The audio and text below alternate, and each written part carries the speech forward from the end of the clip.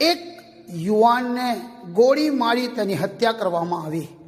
કવાંટ તાલુકામાં આવેલ પીપલદી ગામે પૂર્વ સાંસદ અને હાલમાં ટ્રાયફેડના ચેરમેન એવા રામસિંહભાઈ રાઠવાના ભત્રીજા કુલદીપભાઈ જામસિંહભાઈ રાઠવાને બે ઈસમો દ્વારા બંદૂકની ગોળી મારી પેટના ભાગે મારી તેને ઈજા પહોંચાડી મરણ કરેલ છે.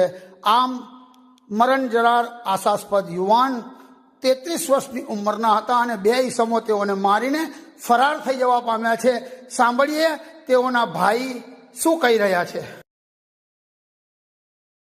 હું રાઠવા રાજપાલસિંહ ગામ પીપલદી. ગઈકાલની રાત્રે 9:50ની આજુબાજુ મારો ભાઈ રોડ પર ચાલતા જતા હતા ત્યારે અમારા ગામના જ 2 જણ એક શંકરભાઈ અને બીજો શંકર સંજી ને અમલા રેવજી એ 2 જણ આવીને મારા ભાઈ રોડ પર હતા ત્યારે એને બંદૂકની ગોળી મારીને એ જગ્યા પરથી ભાગી ગયેલા હતા. શું કારણ હતું? એ કારણ શું હતું એ ખબર નહીં, પણ લાગતા સુધી એ મારવાના ઈરાદે જ આવ્યા હતા. એટલે અગાઉ પહેલા ઝઘડો થયો? અગાઉ પહેલા 2 વાર એ અમને ધમકી આપીને ગયો હતો મારા ભાઈને કે સરપંચની ચૂંટણી હતી ત્યારે એ હારી ગયેલો.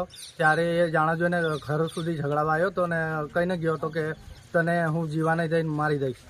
અચ્છા, એની અદાવત રાખી? હા, એની અદાવત રાખીને અને મારવાના ઈરાદેથી જ આવ્યો હતો.